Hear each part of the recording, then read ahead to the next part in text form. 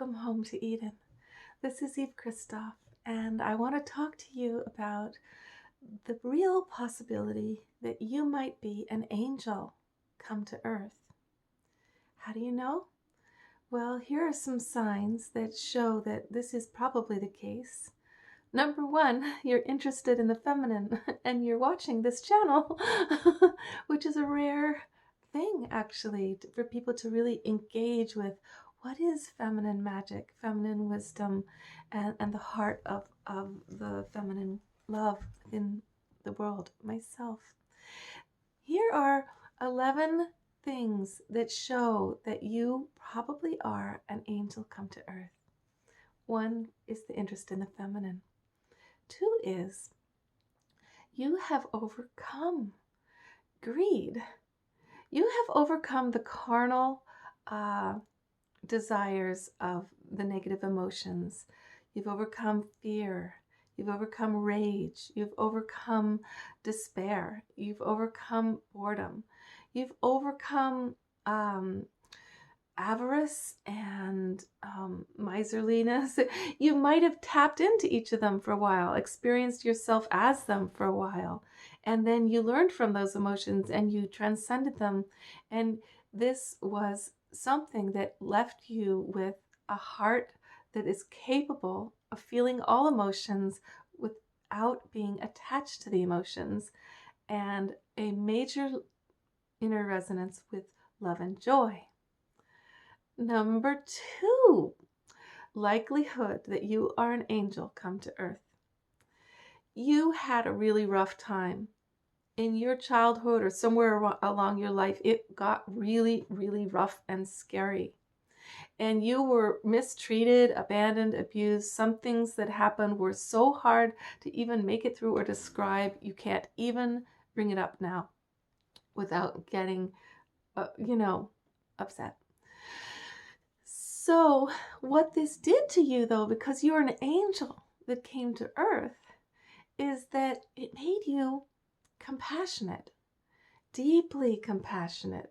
It made you able to see and understand the depths of despair, and that there is this golden thread that you found within yourself, that you pulled yourself out of that cave of terrors, and you got out, you reached for help, you did everything it was that got you out of that traumatic reality.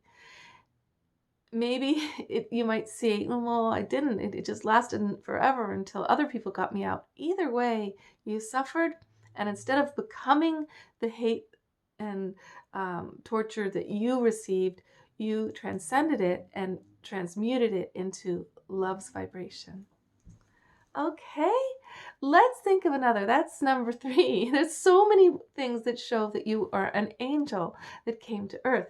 Now, there are active angels and being angels. So you can be like, well, Eve, I'm no Mother Teresa. I don't go and volunteer for charities. I don't even, okay. But you might be a being angel. So you have the active angels. Those are the people who get involved with charities, who create foundations, who are out there speaking on behalf of others, who are climate change activists or animal rights activists, or, on the streets taking the poor in and feeding them. They're people who are in churches who are truly, truly of the faith of their religion of love. But there are the being angels. So number four is you are either acting in your angelic realm, or you're being in it, or both. So when you are being in angelic energy, that means you are radiating out a corner of the world that is a peaceful, beautiful vortex portal for love that's entering the planet through you as you. And by simply being here, you change the reality of this dimension by simply being your loving self.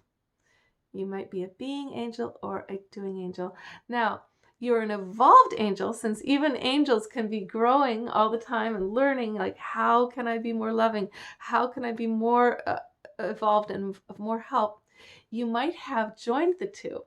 of both the being and the acting. And now you are affecting 100% of everything around you by your vibration. Woo! Angel! Number 5. You are likely to be an angel here if you find yourself communing with animals and nature spirits. If you can hear them, see them, feel them, and understand what they're saying. And if you're appalled by the way humans treat animals, it's very likely you are an angel, because we know that vibrational, high love, joy, sacred energy comes through all the animals. And that's another sign that you are. This is why saints have animals come up to them and hang out with them and visit with them. Because they are at the vibration of the pure vibration of the animals. So if you can read the thoughts of animals, and also if they come up to you and they need to be around you and they show you their vulnerability, it shows that you're in the vibration of the angels. All right, number 6. Another clue that you are an angel come to earth. Well, long ago, before you were born, you had another life going on that was a lot of fun. And you were, developing your soul in other lifetimes. And when you came into this lifetime, you had a gift already there. Before you were taught how to play an instrument, for example, you were just really naturally able to play it, or naturally able to draw. So you've come in, you come in with some kind of a gift, some kind of proclivity, or like you're really able to communicate very easily, very fast, very directly from the moment you're born. Whatever your gift is, there's millions of different kinds of gifts, but you come in showing that you're already evolved as a soul, as an old soul. Yeah. It's very likely, darling, that you are an angel come to earth. Here's another thing. Number 7, reason that you are likely to be an angel come to earth is that you're in so much pain right now about the world, the suffering of the world, of the animals all dying, the fires in Australia, the nature that's burning up, drying up, flooding, and the humans suffering. You're finding yourself overwhelmed in such a way that you don't even know if we should be here as a species. Those thoughts show that you're awake. They show that you are actually facing the truth of how deeply disturbing this planet, the human realm of this planet is. You find yourself, number 8, praying. So number 7 is you're awake in the chaos, and you can see how bad it is, and you're not, and it's breaking your heart, because at the same time you can see how good it could be, how simple it would be to turn around and change the story. Okay, number 8 is you pray a lot. By accident, you're always thinking of what would help others, what you could do or create that would bring a solution to the problems around you. Okay? All right. Now, another sign, number 9, that you're probably an angel that's come to earth is that you have a vibration that moves through your body or your voice. Something about you brings healing through your touch, through your words, through your embrace. You feel that a sacred energy pass through you when you touch people, or even when you think about them. You can feel that you're touching into a divine realm. And even when you create something like food, a chicken soup you make, or a painting, you can feel that you're accessing the divine, and you're making a doorway through which that divine is coming through to bless the people who know you or around you. Oh my goodness, isn't it getting very likely that you are an angel come to earth? I mean, most of these things are you, right? You're a channel of the divine feminine love. Whether you're a man or a woman, it's not what you could be either. It's all about the energy that you are vibrating, right? Woo. So I'm getting mixed up on my numbers, but I think we're on number 9. So what else? Like, what's another clue that you are likely to be an angel that's come to earth to help this situation that we're all in? Well, darling, this one's a little odd, but that you're having suicidal thoughts at times. Because you can tap into, there's this other realm that is so beautiful, and you're like, why am I here? It's so disconnected. It's so scary. There's so much torture, and I just want to go back home. But you don't kill yourself, and you don't you're still here. Even if you tried once, you didn't work, because there was an angel mission for you here. And no matter how many times you wanted to go home to spirit world, you weren't allowed to. So it's time to get to do your work. It's time to get to it. Okay? Now, that's a hard one, right? So if you're feeling that upset about being here, it's like, well, why should I even help this place? It's useless. It's a mayhem. It's so much suffering. It's like untenable. Like, to think of those animals burning in the fires, and the children, what they're going through, and everybody, right? Well, there's only one prayer that I make every day. Now, it got really clear for me. It's one prayer. It's, Divine Spirit, please help the humans to help each other. Just help the humans to help each other. It's just like that story, where the image of hell is all these people at this huge feast, this gigantic feast, and they've all got these long spoons, but the spoons are too long to be able to reach their own mouths, and it's the only way they're allowed to eat, and everybody's starving in front of a delicious feast. And then you say, well, what's the image of heaven? It's the same feast, the same spoons, but everybody's feeding each other, right? So, number 10 likelihood that you are an angel come to earth is that it's just sort of natural for you to feed other people, to like turn the spoon around, to go like, hey, I can feed somebody else before I feed myself. And that you have this inner wisdom that notices that when you give, you receive, that in your giving, that's how you are filling up. And you don't do it in such a way that it's desperately, I have to be good, which burns a person out really fast. It's actually, you're finding these ways to give that are naturally you. They're actually part of just filling yourself up and being yourself. It's really not in any way a deprivation when you are giving. You really are filling up at the same time. Okay, so number 11 reason that you probably are a divine angel that's come to earth to bless this planet, either in an active way or a passive way, simply by being here. You have a vision of the future or another realm that is beautiful. It's beneficent, and where problems are solved.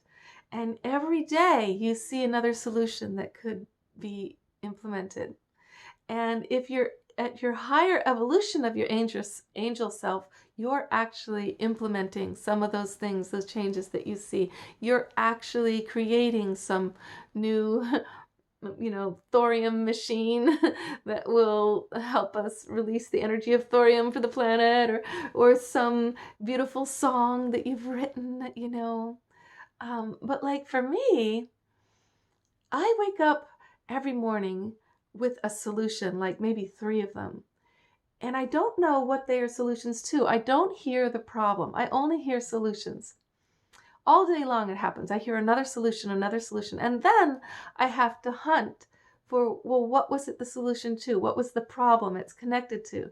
Because like they say, when you're an angel energy, when you're in your heart, the heart only says yes. It's the mind that says no. The mind says no, but the heart doesn't know the word yes. It only knows yes. Or it's silent. So silence of the heart is the no of the heart. Like if you're asking about, do I love this person? Should I go in this or that direction? If your heart's silent, It's not a yes. So if you're hearing creative yeses all day, answers to problems, things that could be created, ways things could go, a mediation that could happen between your friends, you're in the heart. You're radiating the yes energy of the angel heart love that you came to bring solutions. Okay? So my book, I just download them as fast as I can. Like you probably can open up to more of your angel potential by seeing in which dimension do you channel best.